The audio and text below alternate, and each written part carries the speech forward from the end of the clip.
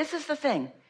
We talk all day, every day about how this all works, but until you have for sure brought yourself into the receptive mode and for sure have an experience where you know you are receiving, then watch the manifestations as a result of this impulse that you received. Until that happens to you, then these are just words and you really don't know.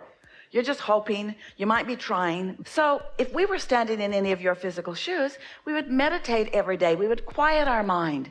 And in quieting our mind, we would allow our vibration to become vibrationally synced with that of our inner being, so that when those thoughts come, we know for sure that we are in the receptive mode. The thing that trips you up is that through your life experience, you have long believed that if you were ever to become enlightened, which you think is unlikely, if you ever were to become enlightened, because so often those who are stand out and say about themselves how rare they really are. And so you don't really expect yourself to become enlightened. You don't really expect yourself to be one of those special ones who's in the receptive mode. And you really do think that if you should accidentally get into the receptive mode, that really important information will be given to you. It should be solemn. There should be harps playing in the background, and you should be receiving things that are of great importance. And so when Esther comes out of meditation and what she receives is an impulse to move furniture around, some might say, that's not very enlightened. Who's she tapping into? But the feeling of wanting to do that led her to an internet search, which led her to some moving men, which led her to a conversation that was exactly what this young man was looking for and what Esther was wanting to offer. So if we could just convince you that you are physical.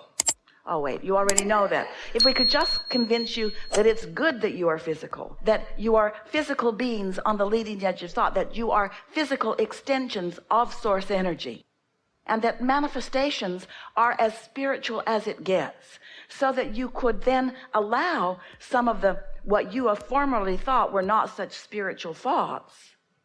You know how you can tell that you're in the receiving mode? This is the surest way to know. And many of you will relate to this because it happens to you on a really regular basis. So you have put yourself into your quiet spot where you're meditating. And you've focused upon something that is not very interesting. Esther likes that sound, that sort of loudest, dominant sound, the steadiest sound in the room. She doesn't pick the chirping birds. They're too erratic. She would pick the constant, the sound that is the constant, and just focus upon it.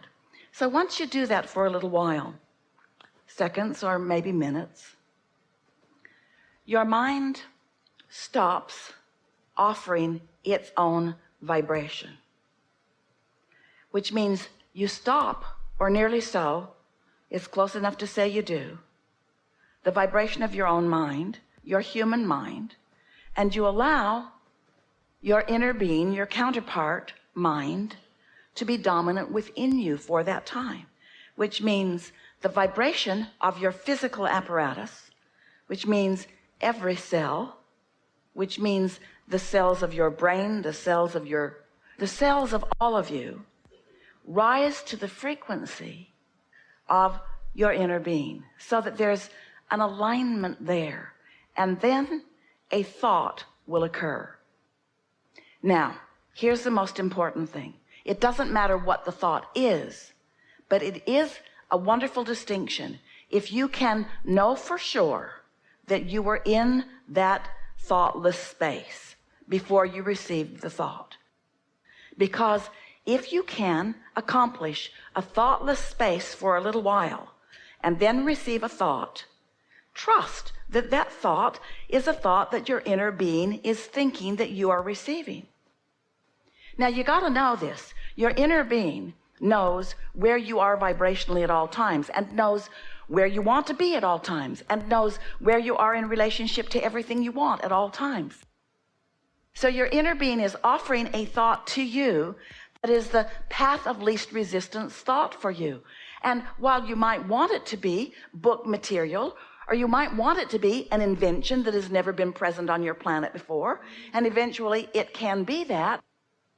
But at first, your first receiving thoughts, or your thoughts that are the most beneficial to you, are from where you are, what thought could you receive that would lead you in the fastest way to something that is important to you. And so rather than judging the importance of the thought, evaluate when the thought dropped into your mind. Was my mind busy and active when I got the thought? If it was, it didn't come from source. It was just a continuation of your busy, active mind. You following that? But if your mind was quiet and a thought dropped in, then bask in the deliciousness of that thought and stay there with it for the 15 or 20 minutes that you still have left in your sitting. And it may very well be that that thought will evolve into something more and something more and something more, or maybe another thought will drop in and another. But show yourself what receiving feels like. Don't take anyone's word for it. Show yourself that you are a receiver. Show yourself that you can be a receiver. And then you reach the place or the point in your vibrational aptitude where you don't have to meditate to get there. You can just get happy and get there.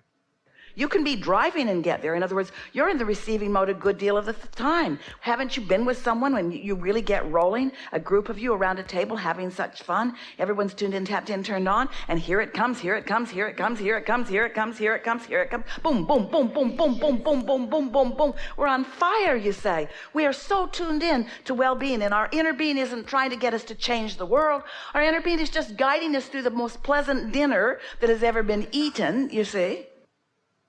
We want the proof to be, the satisfaction is the proof, because proof, until there is that manifestation that you're wanting. But there's plenty of satisfaction, which is proof, satisfaction, which is proof, satisfaction, which is proof, satisfaction, which is proof, before there is the manifestation, the car in the garage or the what. But it doesn't feel like enlightenment to you until you've allowed yourself to receive, because enlightenment usually feels to you in your human form like the big payoff of manifestation. You might be able to tell that we're talking about the vortex being here and you being in the receiving mode and receiving from the vortex. And then in that satisfaction of that reception, being ready for more and being ready for more and being ready for more. Meditation is really a progressive thing. That's why it's really helpful to do it every day. Being ready for more and being ready for more. And so what you want to call enlightenment might be, once you're really in the groove of it and you're really asking deeper questions. In other words, the deeper your question, then the more enlightened your answer feels. But really, everything that is received is enlightened because it's coming from that pure positive energy. We think it's a good idea to acknowledge this. This is really a good culmination of this part of what we've been talking about here. So, do you get it that you are an extension of this source energy? And that you are out here on the leading edge, and that what you are manifesting is source manifestation. This is creation. Humans talk about how God created the world. Well, the world is still being created. The creation never stops. And that source energy that man believes that was there in the beginning is never-endingly always there. And so this creation is always happening, and you are the leading edge of all of that.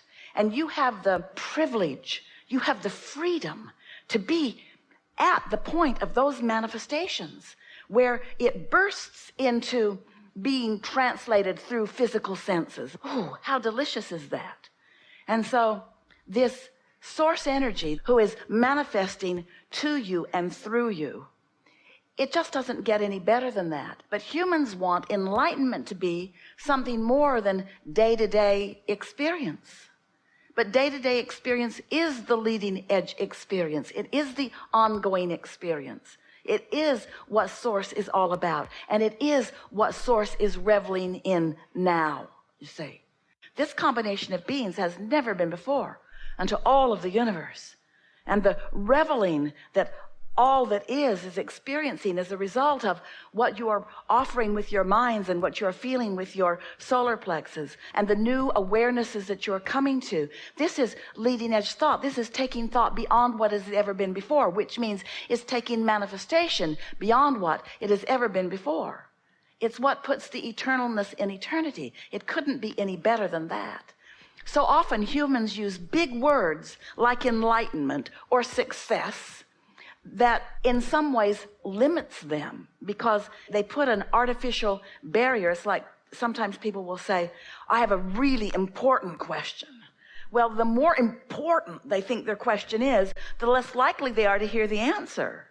Your question can be important and easy to understand at the same time. You see, you've thought so many thoughts, and it's a good thing, not a bad thing, because consider this. You get it that when you know what you don't want, you know what you do want, and that those rockets of desires, those transmissions of vibration are what have created this vibrational reality that is the source of all that you are now receiving. Did you follow that? And do you know that? So as the contrast occurs, that's where the beginning of all of your creation comes from, which means if you don't allow yourself contrast and those moments of knowing what you don't want, you don't allow your evolution. The evolution of all that is, the expansion and evolution of every species is about that. You've got to be all right with that. All that fear means is that you in this moment aren't in sync with the thought that your inner being is having about this same thing that you're thinking about. It's just guidance. That's all it is. It's just guidance. This guidance is coming through your ear rather than through your solar plexus. But if you weren't hearing these words, you might be feeling the emotion that what we know and what you are thinking are creating. But is it possible that you might accept that the very fear that doesn't feel so good is because of the love that is being offered that you are presently denying? That's what fear always means. We can't convince you with words. You've got to show yourself through alignment. We can offer the words all day long, but this is something that you have to let in. Love is something that you receive. It's not something you contemplate. It's not something you orchestrate. It's not something that you dictate. It's not something that you demand. It's something that you let in. It's something that is always present and always being offered to you, that you can let in or not. And when you don't, it doesn't feel good. That's all. It doesn't mean it's not present. It means you're not letting it in.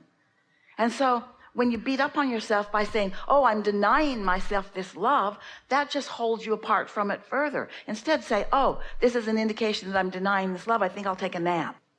I think I'll stop rampaging on this subject that has enough momentum that it's carrying me into a vibration that isn't allowing me to receive the love that is always being offered to me. We're not talking about other humans bringing it to you. We're talking about you coming into alignment and feeling the wholeness of who you are.